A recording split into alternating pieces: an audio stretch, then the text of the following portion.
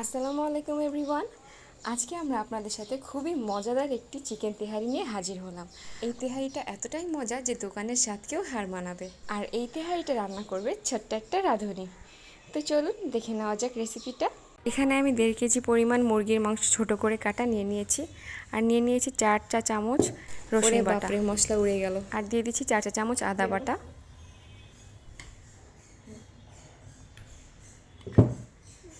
এখানে আমি half cup বেরেস্তা আর 2টা কাঁচামরিচ ভালোভাবে বেটে নিয়েছি।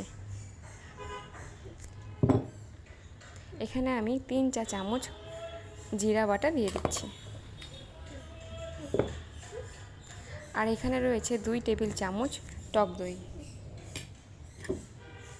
এখানে আমি কাজু বাদাম আর কাঠবাদাম দুটোকে বেটে নিয়েছি, প্রায় 2 চা চামচ দিয়ে দিচ্ছি। এখন দিয়ে দিচ্ছি লবণ স্বাদ মতো। আপনারা আপনাদের স্বাদ মতো লবণ দিয়ে দিবেন।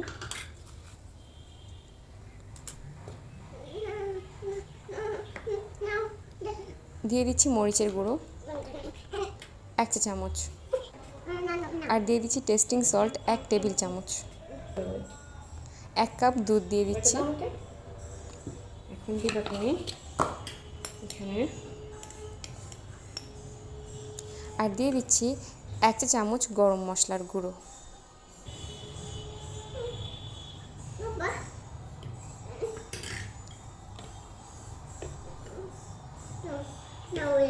এখানে আমি 1 চা চামচ সয়া সস দিয়ে দিচ্ছি। তো এখন এগুলোকে খুব ভালোভাবে মাখাতে হবে খুব ভালোভাবে মাখাতে হবে। একবার ডান দিক থেকে মাখাতে হবে, একবার বাঁ দিক থেকে মাখাতে হবে। খুব ভালোভাবে মেখে খুব ভালোভাবে মেখে নিচ্ছি। বাচ্চা কান্দুক, আগে ভালোভাবে মেখে নেবেন।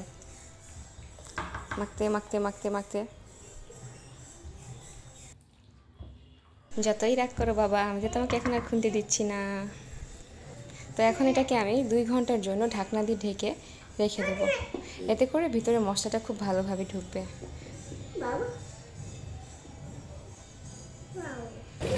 এখন আমি একটি প্যানে বা একটি প্রেসার কুকারে হাফ কাপ মতো তেল গরম করে তাতে হাফ কাপ পেঁয়াজ কুচি হালকা বাদামি করে ভেজে নিচ্ছি। ভাজা হয়ে গিয়েছে। এখন আমি এর ভিতরে সেই চিকেনগুলো অল্প অল্প করে দিয়ে দিচ্ছি। আর এই চিকেনটাকে খুব ভালোভাবে রান্না করে নিচ্ছি। একেবারে সেদ্ধ হয়ে গিয়েছে। যখন পানি প্রায় কমে আসবে তখন দিয়ে দেবো এতে আলুটা আগে দিচ্ছি না, তাহলে আলুর ভিতরে সব স্বাদ ঢুকে যাবে। তো এই মুরগিটা যখন এভাবে করে তেলের উপর আসবে তখন আমি আরেকটা পাত্রে ভালোভাবে তেজপাতা এবং লবঙ্গ দিয়ে তেলে ভেজে নিয়ে তারপর চালগুলোকে খুব ভালোভাবে ভেজে নেবো এভাবে করে। এখানে আমি 4 কাপ পোলাওয়ের চাল নিয়েছি।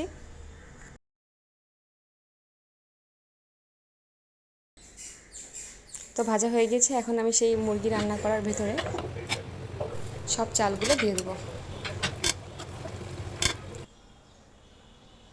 তো ওইভাবে করে চাল দেওয়ার পরে এখন আমি আবার খুব ভালোভাবে নেড়ে নিচ্ছি।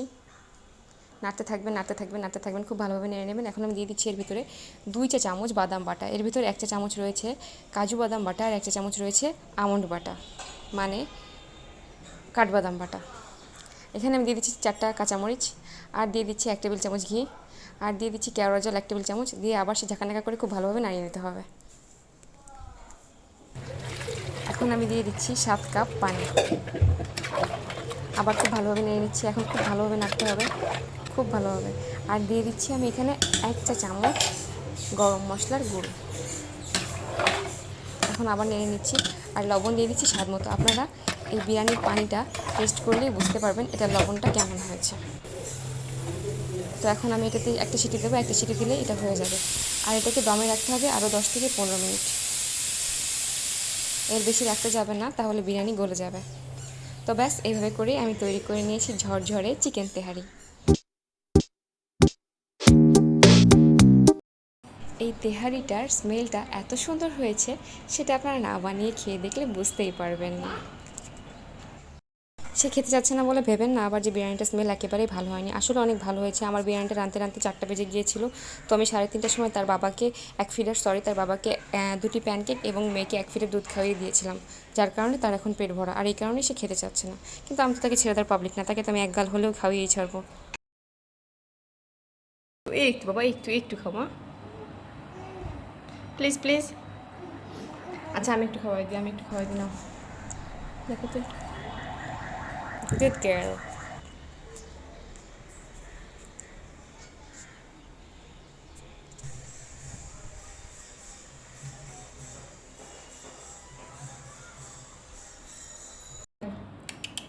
কে খায় না মাম্মা, একটু খাও।